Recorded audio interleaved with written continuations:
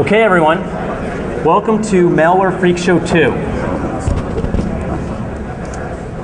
So here's the agenda for you. We're not going to really walk through each bullet by bullet, but just one thing to note is that this is a continuation from a talk that we did last year at DEFCON 17, and we wanted to dig a lot deeper and expand it into some various different classes of malware, but also show you some new things that are going on in the world of malware development. So we're going to spend a lot of our time during this presentation during the sample analysis. So just keep in mind, so there's going to be a lot of demos. We have 4 demos for you this year. So a little bit about us. I'm Nick Prococo. I'm the Senior Vice President and Head of Spider Labs at TrustWave. I have around 15 years experience in information security. I built and lead the Spider Labs team at TrustWave. Some of my areas of interest are targeted malware, attack prevention, mobile devices, but really from a business and social impact standpoint. And this is Jabran. Hi, I'm Jabran Elias. I have been in this industry for about 8 years. I recently got my master's from Northwestern University, and when I'm not doing work, I'm actually doing work, which is anti-forensics, artifact analysis, and real-time defense. So, turn it over to Nick. Sure. So, to go over introduction here. So, basically, we had a very busy year. As a team, we visited over 200 environments, 200 incidents. And that spanned about 24 different countries. So we had hundreds of samples to pick from, and we worked together to pick what we thought was the most interesting pieces of malware that we solved the last 12 months, and present those to you for you here today. So we have some new targets, and so if anybody attended the talk last year, we talked about the target environment, showed you how the environments work from a technical standpoint. We're going to fast forward a little bit past that and really describe just the environment at a high level and spend a lot of the time focusing on the malware itself. With the new targets we have are a sports bar in Miami, an online adult toy store, international VoIP provider, and a U.S. defense contractor. So one thing to note that we realized during the preparation for this talk is that malware developers were very busy over the last 12 months updating and making enhancements and making changes to the malware that they had been developing. Really, it's many improvements they made to avoid mistakes, and we're going to go into those in a lot of detail in this presentation. But we were really chatting and thought maybe they saw our freak show last year because we pointed out some flaws, and they seem to have improved them over the last year. So what is a malware freak show? Basically, the bottom line question sort of answered there, but basically, we have access to breached environments. Now, these are actual environments that were confirmed breaches. Very important information, very valuable information, very valuable data was taken out of these environments using malware. And so really historically smash and grab was used where an attacker would break into a website or break into a physical location and steal data. They just take the data and run off with it. Today, they don't do that very often anymore. What we found is that on an average of they spend an average of 156 days within these environments. So this means that they hack into a say e-commerce site, and they'll be on that e-commerce server in their database for an average of 156 days before someone catches them. So that's something really, really important to keep in mind. Also, when they're in that system, they have a lot of time to explore. And so they run into business systems that are not the run-of-the-mill systems, maybe they're custom developed, and they have a lot of time to develop their malware and craft them to target those specific environments. And that sort of leads into the next bullet there, is that custom and targeted malware is now the norm. It's not the exception. I think when we were doing cases, say even investigating cases like 5 years ago, smash and grab was the norm. And then we started seeing things ramp up. And nowadays when we go out into the field, it's basically every single case has malware involved with it in some form or fashion. So basically, the reason we're doing this freak show is basically to gather information, perform analysis on each piece of malware, and then the real benefit is to learn about the sophistication of the authors, and learn about the sophistication of the current threats. And so the whole bottom line goal there is to rethink the way we alert, detect, and defend in these environments. So what I'm going to walk through before we get into the demos, I think it's important to walk through what we feel is sort of the anatomy of a successful malware attack. Now what we did is we took a look at the malware that we saw that was successful in the last 24 months and sort of came up with sort of a blueprint. Like if you were to sit down and decide I'm going to write a piece of malware and I want it to be successful, not just make a lot of noise and crash things and a lot of bells and whistles goes off, but you want to have something that's a targeted, custom piece of malware that's going to be highly successful in getting data out of an environment. We put together sort of the steps here that we thought were what the malware authors were actually using. So we're going to go through each of these steps here. So step one, we have the authors have to identify a target. And so you're not just going to sit down and write a piece of malware with no target in mind. And so there's a lot of information out there. There's intellectual property, there's bank account information, there's PII information, there's HIPAA information. There's a lot of information out there that attackers could focus on. But in the real world, or in anything, the end goal is for someone to get money, right? You're not just going to write a piece of malware and unleash it. You may, but a lot of the cyber criminals and the organized crime groups want the cash. They want to get cash in the end. So the two big focuses that we see is credit card data. That's one piece of data they're looking for, and then also ATM and debit card data. Now, in the credit card data world, the data exists in clear text in many locations and environments. It's not supposed to be in clear in all environments post that after it's been used, but we often find it is, and we'll talk a little bit more about why that is. But basically, the cache itself, you sort of see this chain that's on the screen there. That's sort of what I sort of call the malware food chain. And basically, the cache is at the end, right? So when you have track data, which is the data that's stored on the back of your credit card, when you have that data in your possession, you can go and clone a card. You then can go and commit some sort of fraud, right? You go to a store, you buy a plasma TV. You now have a plasma TV in your hands that you bought with a stolen credit card. But then you could either use that for your own use, but in most cases they want to get cash. So then they have to go and sell those goods to somebody else to collect the cash. In the ATM and debit card world, the data looks very, very similar. There's pins that are associated with ATM cards, but the data itself is basically identical. But the cache is much closer to the criminals.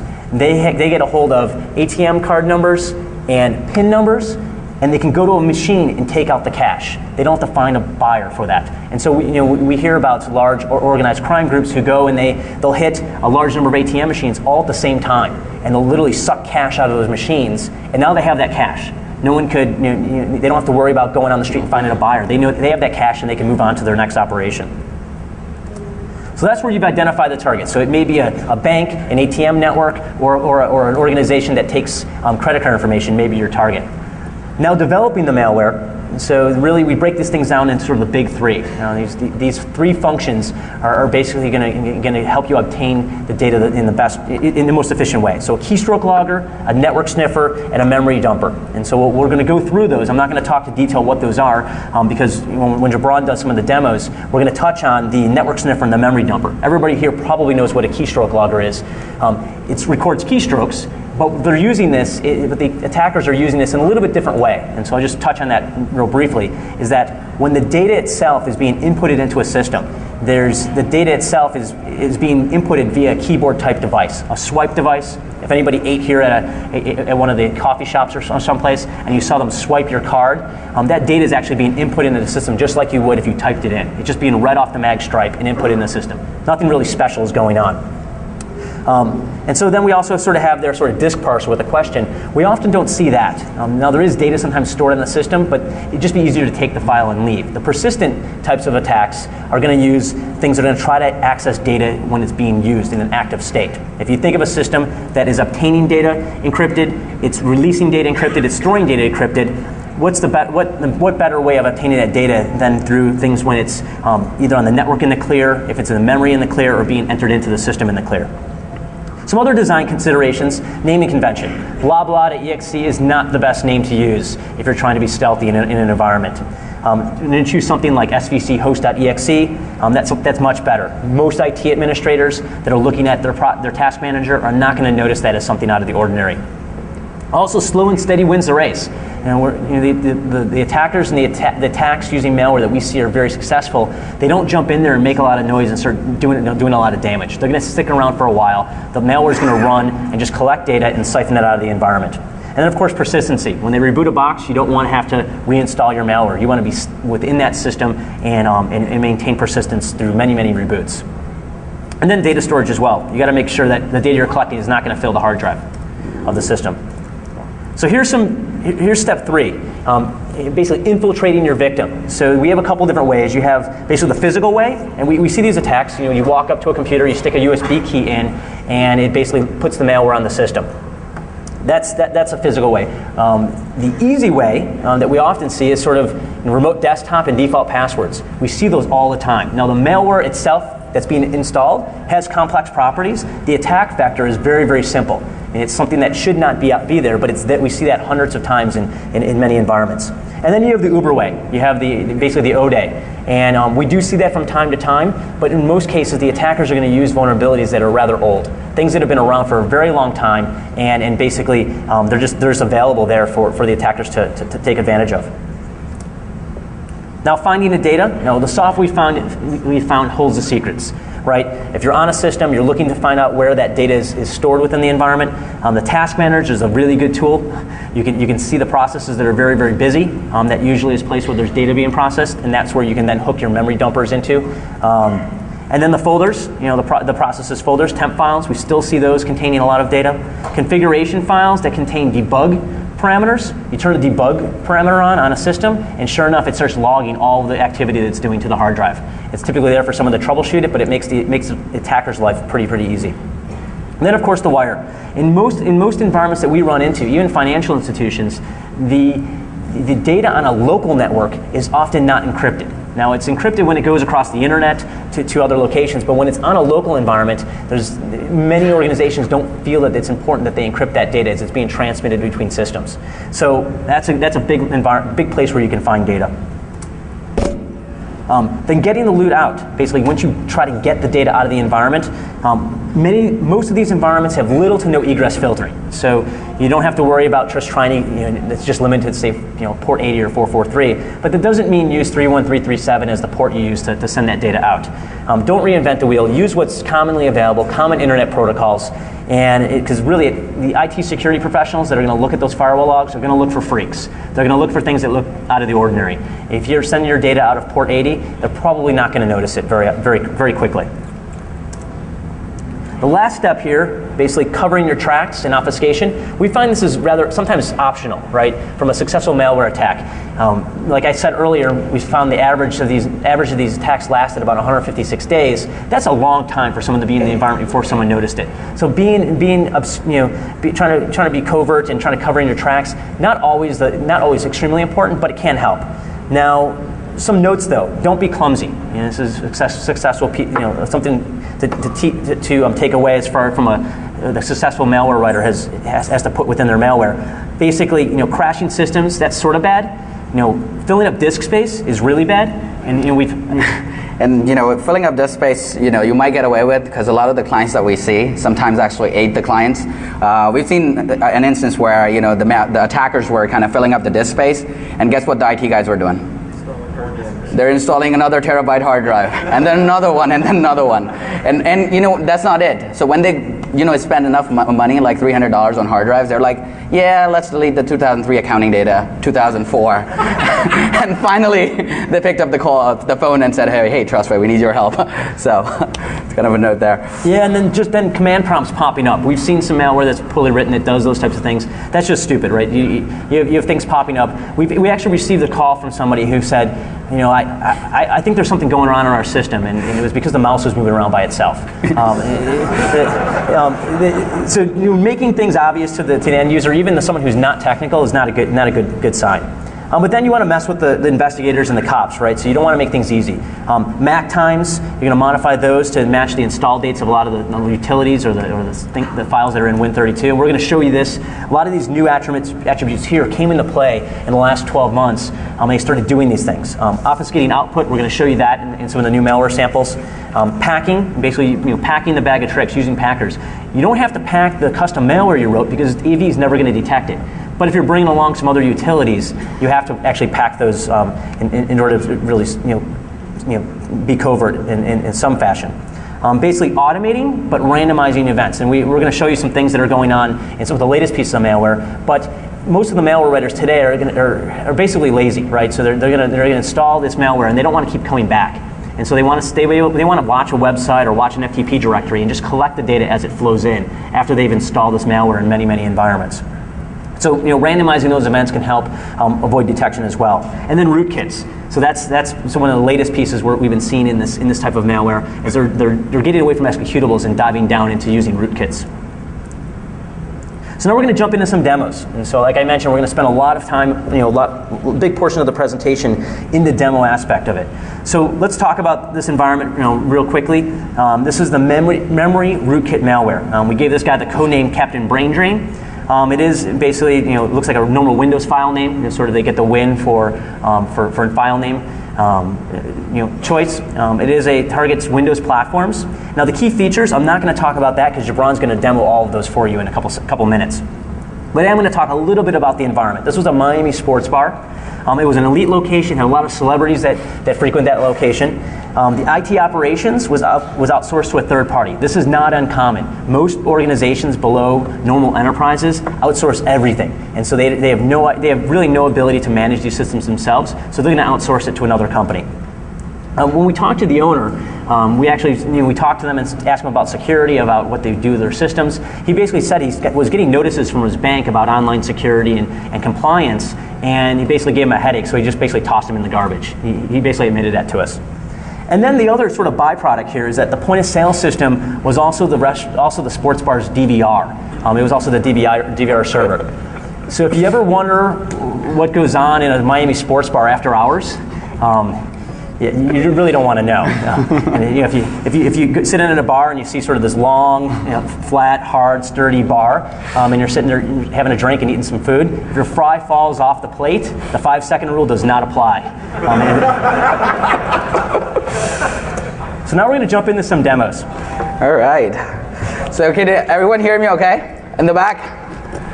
All right, so are you all ready for the demos? We've got about 4 demos, and I want you to say, hell yeah, if you are ready for the demos. Are you ready for the demos? Yeah. Am I ready for the demos? No, I gotta move this cup. All right, so without further ado, let's go into the demos.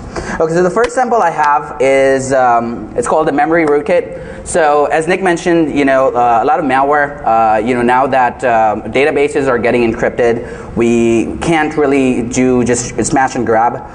So what the attackers need to do now is basically maintain persistency in the system, and they basically dump the memory where the data resides unencrypted. So you guys are getting very lucky. You guys are going to see an actual malware that is going to install itself as a rootkit and steal data from the memory. So without further ado, let's go on to it. Let's see, is the resolution okay? Yep, that's fine. Yeah, okay.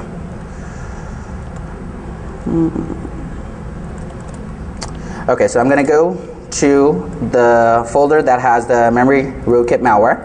I call it memkit. And let's actually see what samples it has. So it's got a loader.exe, which is basically a file that loads the rootkit into the kernel. Then you've got ram32.sys. And actually, you know what? This demo is going to be really interactive. We really planned prizes for you guys, but we lost all our money in blackjack last night. So the most we could do is give you a Twitter mention if you answer a question. So ram32.sys. Who wants to take a guess what this file could be?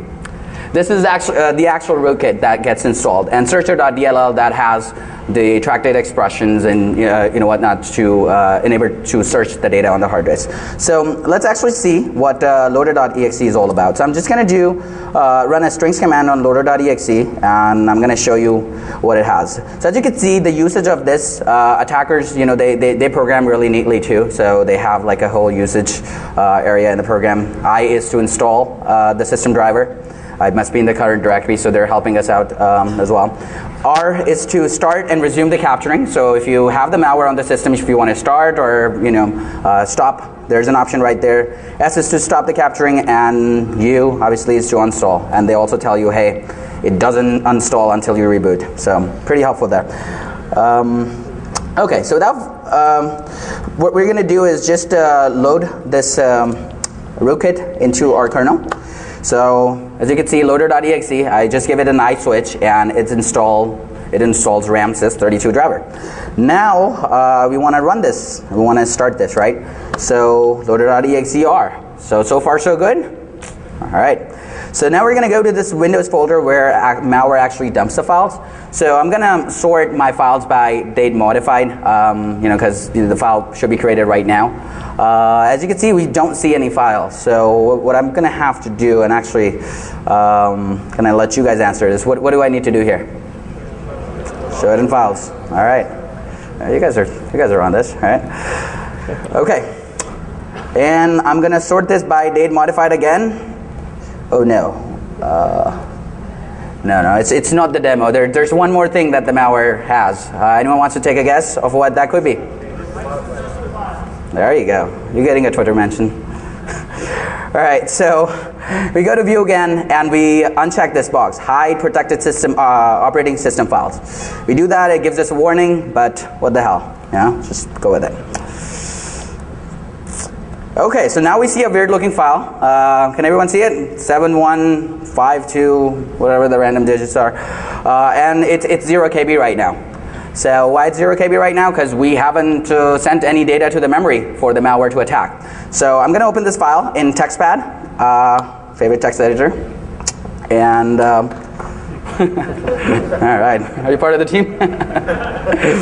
Okay, so right now there's no data there because in the memory we haven't processed any track data. So what I'm going to do is I am going to go to my pending payments folder, and I'm just going to open some checks. So this is basically, these are basically the temporary files, like when you swipe your credit card at a bar, at a restaurant, at a hotel, these temporary files get created, but just for a very tiny, maybe a millisecond, and then it goes to the database. Or it just goes to the memory and then to the application to the database. So these are some files that I'm just gonna load up in my memory just to kind of see what's out there. And basically, in my all transactions, I'm going to say, since we don't have a real point of sale program, I'm going to say all payments processed. All right? Cool. All right, so I save this, and now we go back to this file, and TextPad. It's alerting us that, hey, some application has updated this file. Now, we didn't write anything to the file, right? So it's got to be the malware that did the job. So we're going to reload it. And here you go. So we see credit card numbers, the names, and this is basically the pattern of track data, track 1 data and track 2 data. Now this malware has an additional feature. Now a lot of the companies are investing in DLP software and credit card data scanners. Who can tell me what's wrong with the track data format here? So there's one really tiny thing that this malware does. And it's a really neat feature.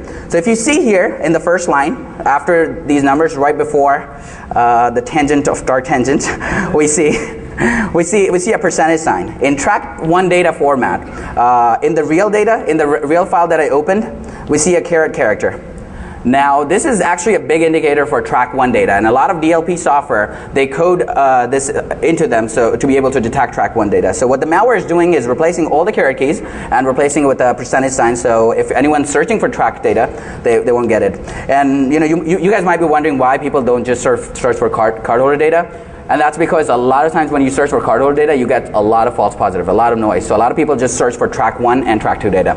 So that's one thing that they do. And then also if you look at the track 2 data, so in here there's an equals to sign, right? So guess what the malware does to the equals to sign? Damn right, they turn it into money, right?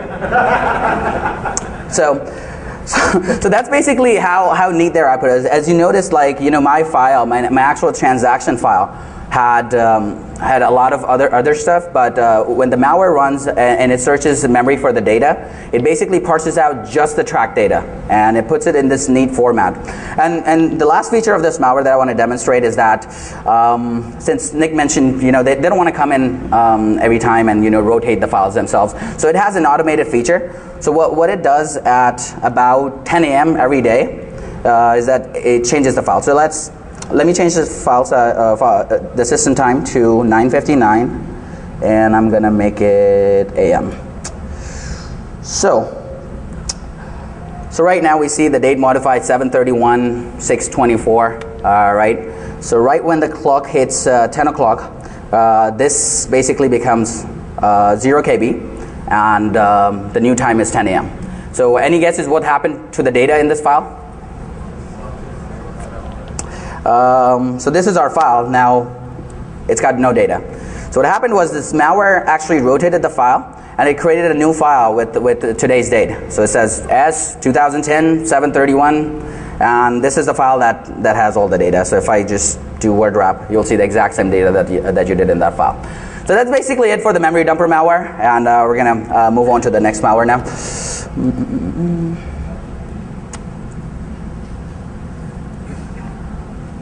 Okay. All right. Let's jump back into the presentation real quick.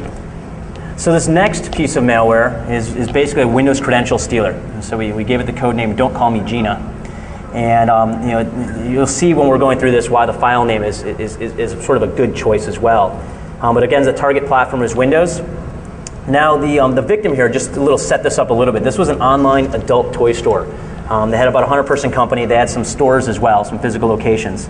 But they decided to outsource all of their hosting to basically and development to a low-cost provider, and it was a sort of well-known provider.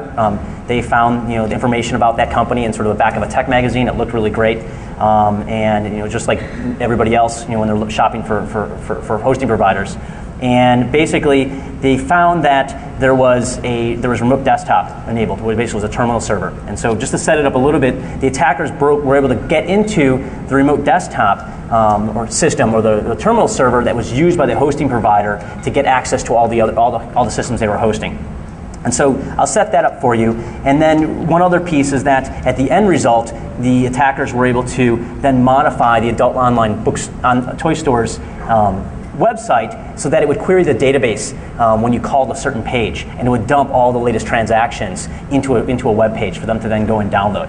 Now the attack itself from the Gina functionality, Jabron's going to demo that, but I just wanted to set it up and show you the first part of how they got in and sort of the end result. But the real meat of the malware is actually in the middle and what they're able to do. All right, so we are ready for demo number 2. Are you ready for demo number 2? Oh yeah. All right. So by the 4th demo, we should be here than track 1. All right.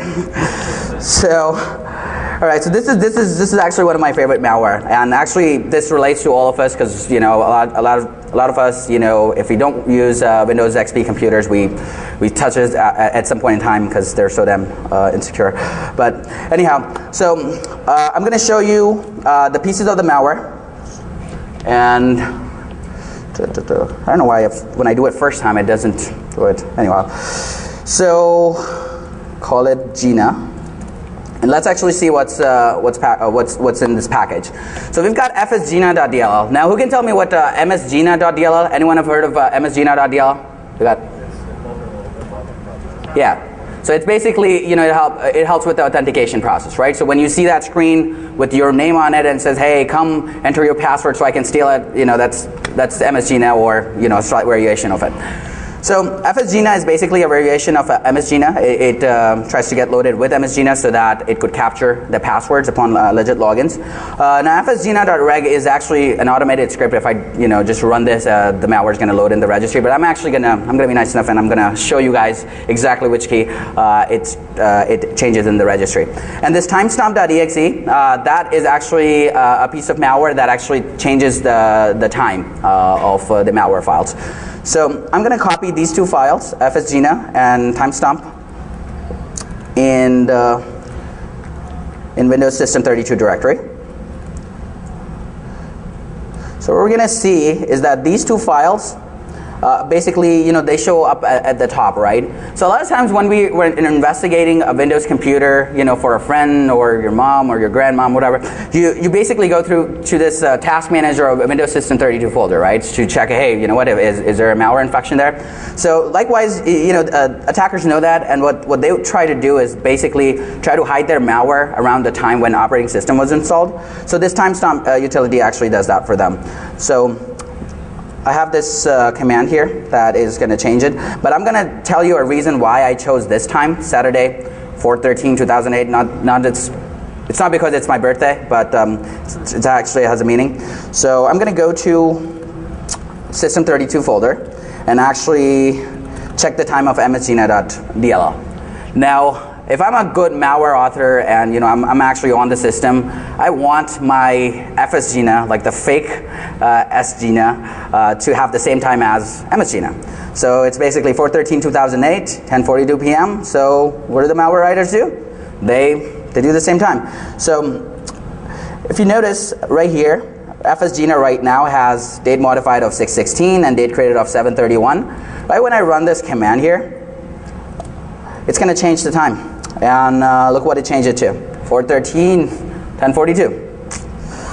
So yeah, now, if you're the hacker, you would want to delete timestamp.exe. So when someone does this, date modified, date created, sorted by that, you don't see any malware, right? And FSGNA basically shows up with all the other files. It's lost in the system 30 files.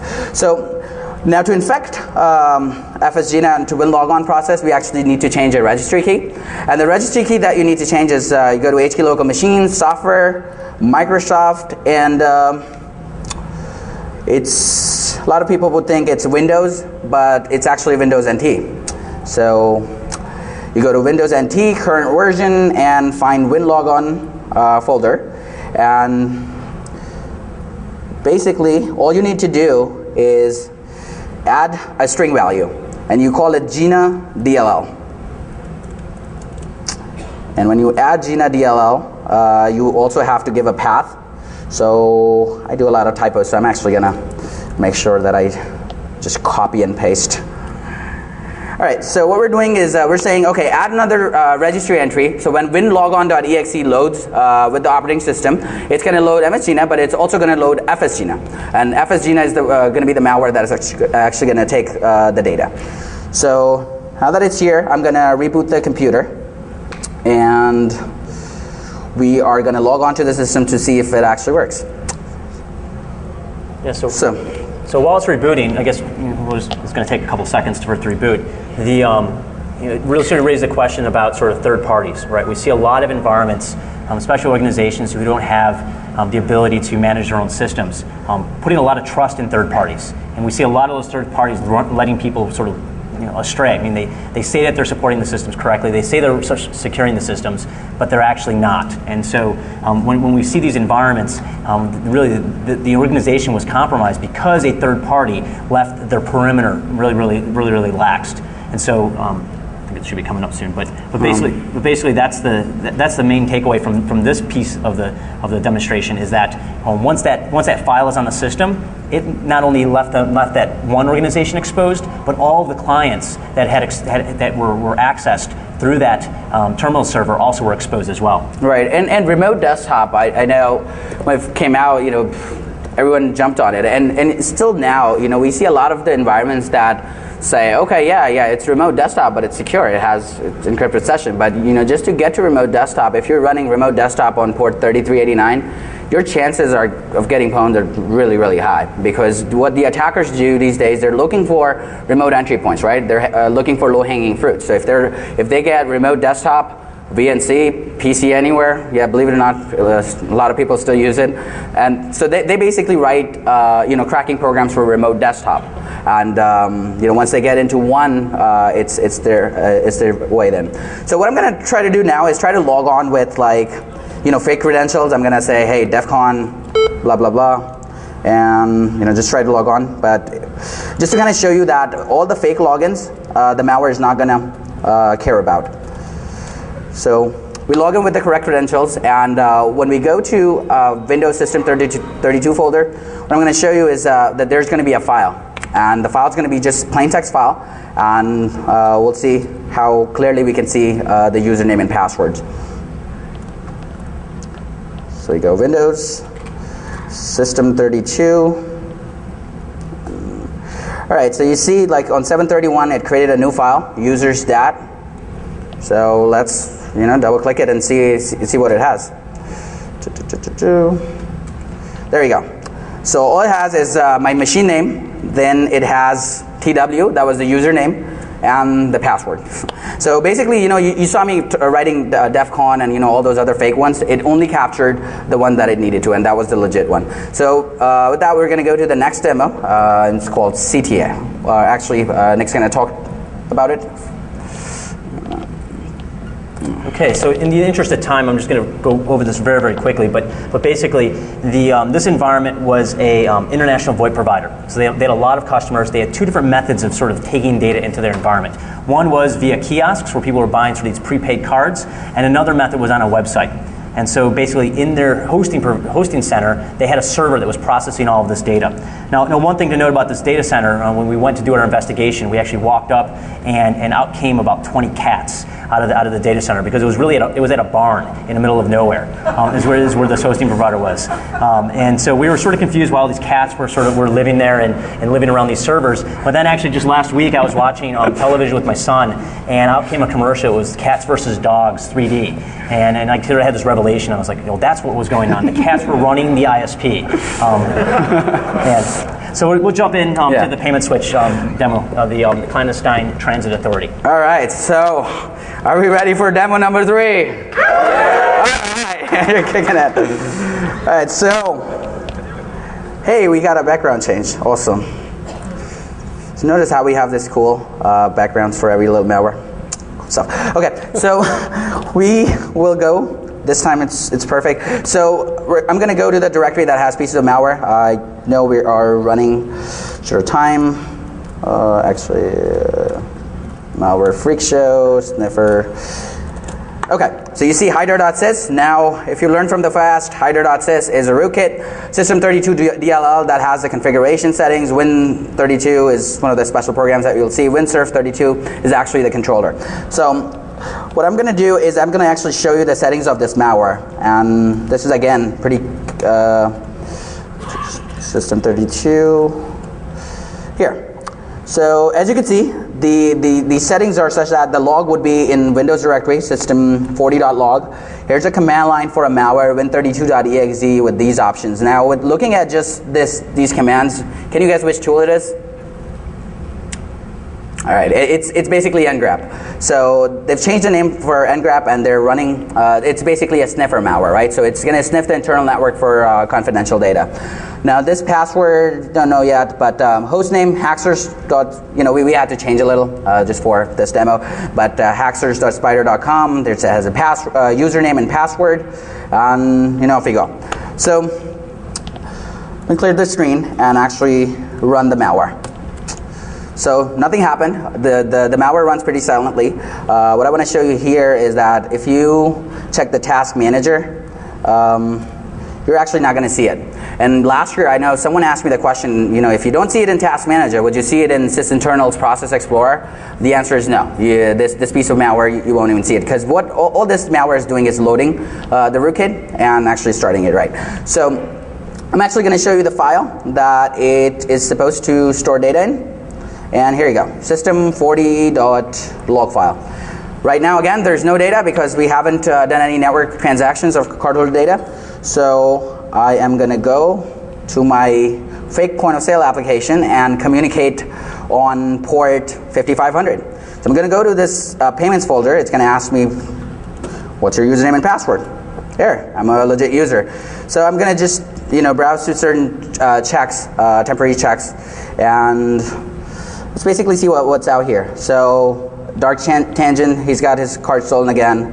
This poor guy, Colin Shepard, he's got his card stolen.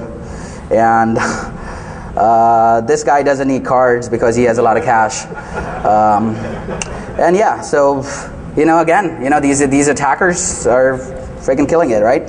So we go to this file, and as you see, our file is updated.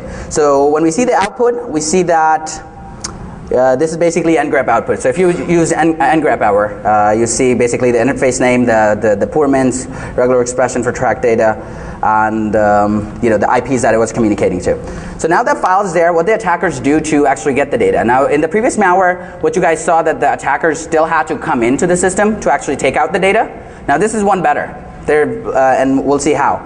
So I'm going to change the system time because the malware writers.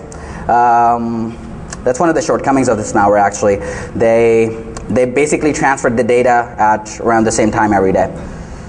All right, so 59, and I'm gonna give you 10 seconds to kind of pray for the demo to work.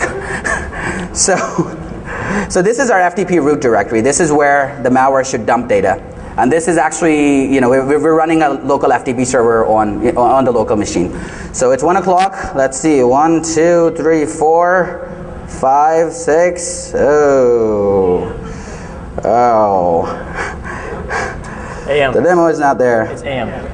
Oh, it's AM. Okay, good call. All right, so we're gonna change it to. You're getting 2 Twitter mentions. Okay, perfect. So this time, I'm actually gonna do a good job. So hit apply, and let's see. Now we got 3 more seconds to pray. 1. Uh-oh. Keep praying, keep praying. All right, we got it. Okay. Now there's this one last feature that I want to show you. Now if I try to extract these files, so this is what the attackers get, right? So I try to extract it here. Oh, there's a password. Now remember we had this one config file a long time ago? Strings .exe, and I'm gonna just, there we go. So we had this weird looking password. It looks like someone from UK, but we're Piccadilly, and we try this, and boom, it works. And this is basically the same file, the system40 file that we had over there. So that's about it for the sniffer malware. Now the last piece of malware is the most awesome, so you better stick around for that. And Nick's going to tell you about the background, but that is going to be super. It's called Dwight's Duper. So, all right. Okay, so we have a couple of minutes. I think we have like 6 minutes, so we're gonna go through this. So basically, to really set this up, this is a client-side PDF attack. Now, the difference between this environment and the previous 3 environments, the security posture in the previous three environments was basically horrible. This environment is a U.S. defense contractor. They have a very high level of security. They had nothing allowed inbound. The only thing that was allowed outbound was port 80 and 443, and everybody had email access. And so to really set this up, the employees at this organization received an email that had an attachment, and everything else sort of went from there. Now, we couldn't really use U.S. defense contractors' details and things like that in this demonstration, so we chose a different company. So let's go to the demo now. All right, last one. Are we ready for demo number 4? All right. So, okay. So basically. Yeah, so we couldn't choose a defense contractor, so this is the company that we chose. And again, so this is basically Jim Halpert's desktop, right? So who likes Dwight? All right, you guys are gonna love it then. All right, so this is basically Jim's mailbox, and basically, he's got emails from his company mates, right? So first emails from Michael, Scott, he finally got the lost ending. Then we've got a weird one here from Kelly Kapoor, and that's 194 KB. And that says, continuing from lunch conversation.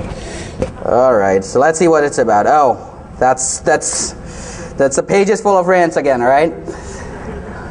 And this last one, and a lot of us get these announcements, right? HR announcements, and we, without thinking twice about it, we just, click on. And this looks pretty real. It has a disclaimer. It says that it's going to be released at 9 o'clock. So, before running this PDF file, I'm actually going to show you the temp folder that it actually has. So if you go to this temp folder, what you're going to see, what actually happens behind the scenes when we run this PDF file. So here we go. It's an announcement. Jim Halpert opens up his PDF. The PDF closes for a second, and it opens up again. And now the file name is changed. And as you can see, Dwight Schrute has finally been awarded the official position of Assistant Regional Manager. But Jim has been pawned, right? So as you can see, there's a folder called Goldmine, and there's a RAR file. RAR files are usually sent out. So let's see what's in the Goldmine folder. Bank account details, bank statements, client lists and commissions.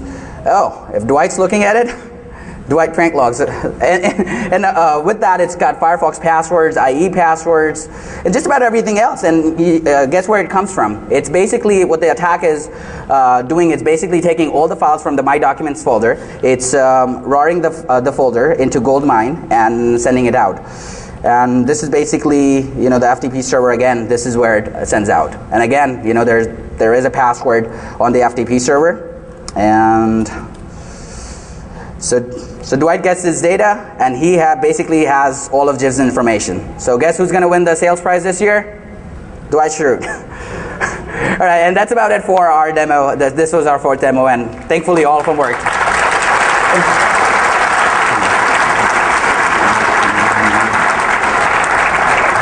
Yeah, so just to sum it up, so what we learned here is that customization of malware is the key, right? So we're seeing customized malware targeting environments, like you saw in the U.S. defense contractor example. I mean, that's very, very customized, targeting that environment, specifically crafted to basically own those employees at that company. And then, slow and steady wins the race. Right. And then basically, you saw the anti-forensics features. They don't have to, but they do it anyway, just for the brownie points. Automation is another big thing, and you know what? They're not slowing down. And the funny thing Nick mentioned at the beginning of this talk, last year we gave the Malware Freak Show, and the shortcomings that we gave last year, they basically went ahead and corrected the malware. So, if you come next year, we might have DEFCON Malware Freak Show 3. And thank you guys for being such a wonderful audience. Thank you.